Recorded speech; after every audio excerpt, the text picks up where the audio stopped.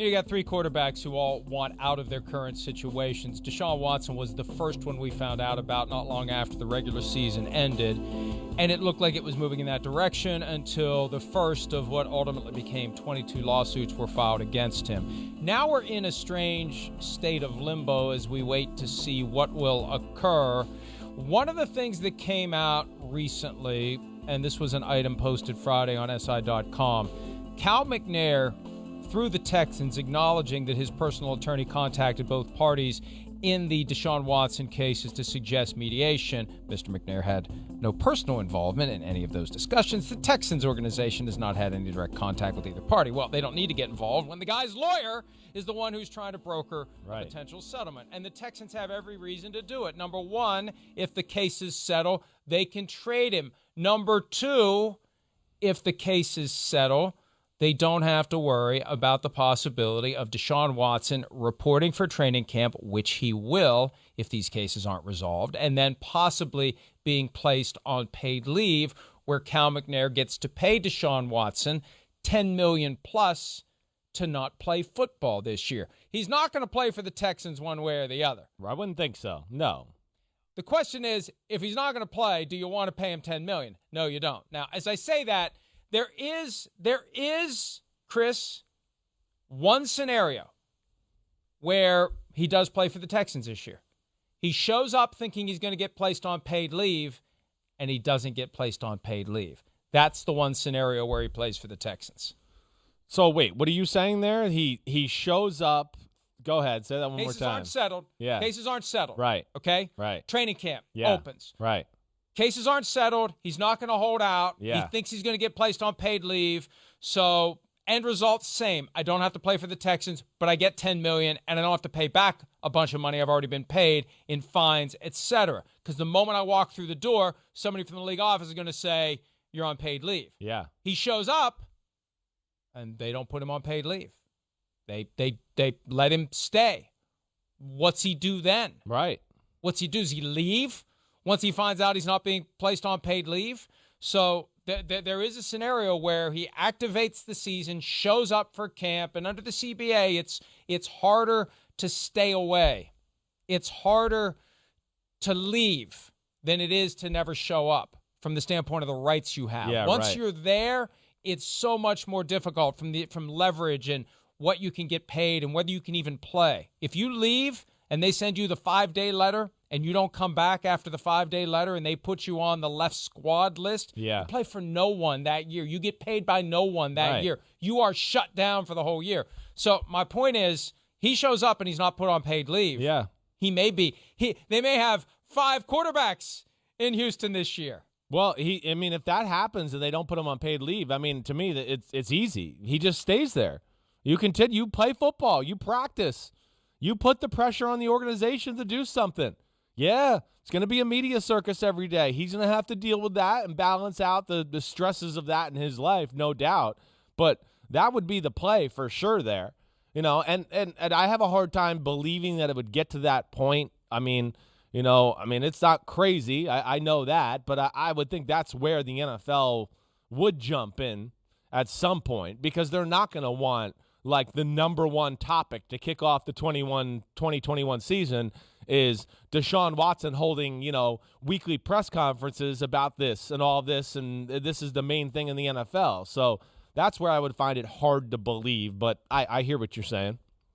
The personal conduct policy allows the NFL to put a player on paid leave, and there are different circumstances where that power arises. In the absence of criminal charges, it's a little bit more difficult.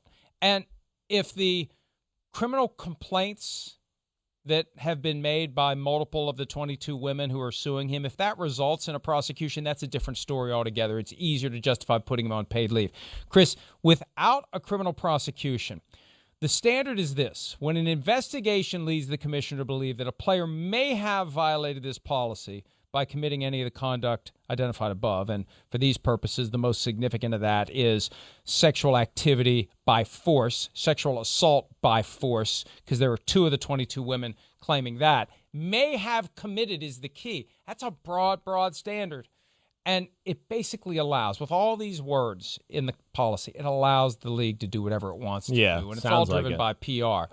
But boy, that would be an interesting twist if he shows up believing he's going to be placed on paid leave and ultimately isn't. Maybe they would trade him at that point. Maybe another team out there would say, hey, if he's not going to be placed on paid leave, we'll do it. I think so. One other point. And here's why I think there's some quiet confidence in Deshaun Watson's camp that he's got a chance to play this year. The way that the deadlines have been set up for these lawsuits, they've agreed that he can't be subject to deposition testimony until after the next Super Bowl, meaning that I saw that. This case will not land on his radar screen for anything he has to do until he's fully and completely clear of the coming football season. Yeah, that's unbelievable. I mean, I saw that you wrote that. I remember if that was Friday or Saturday on PFP. Friday. That was a shocking thing to see there.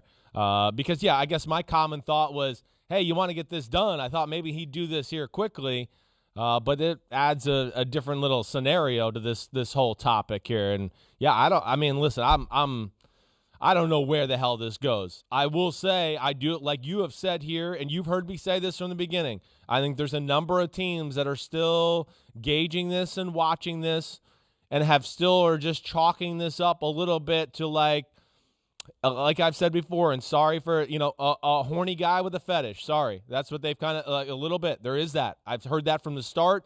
I don't think that's gone away, and I don't know where this is going to go from here. I mean, sorry for that. Tony Busby, who represents the 22 women, confirmed to SI.com that he is the one who is insisting on full confidentiality. Right. That is not the way it typically goes. It's usually the person who's writing the check that wants confidentiality. And regardless of why Busby wants confidentiality, there's speculation that maybe these payments aren't going to be all that much at the end of the day, and Busby doesn't want people to know how little Watson paid to make these cases become resolved. Point I've made recently, and I think this is an important one to remember, you don't get to the point where you're talking about whether or not the settlement is confidential unless you have an idea of what the settlement is going to be. There's no reason to have the discussion as to whether or not the settlement's confidential if you don't have an agreement or something close to it. That tells me that, Chris, at any moment, this gets dusted off and this gets resolved, especially if you've got 22 women who know that there's a number that they're satisfied with to get this past them and they can move forward with their lives. Meanwhile, they're looking at a window that opens in September for them to have to sit for hours and hours and be grilled about their allegations by lawyers who have already said, we don't think you're telling the truth. So I think at some point before the first witness is sworn in, you're going to see a deal. That may be between now and when the first witness is sworn in for a deposition. That may be when these cases resolve. Yeah, whenever that is. Makes sense, Mike. I mean, I hear you there. So we'll see. I mean, it's just crazy. The whole story's crazy, and Texans got some tough things to figure out here, and of course Deshaun Watson, the NFL, they all got some tough things to figure out. Hi, I'm Mike Tirico, and thanks for watching. Make sure to hit subscribe for the latest news and highlights from NBC Sports.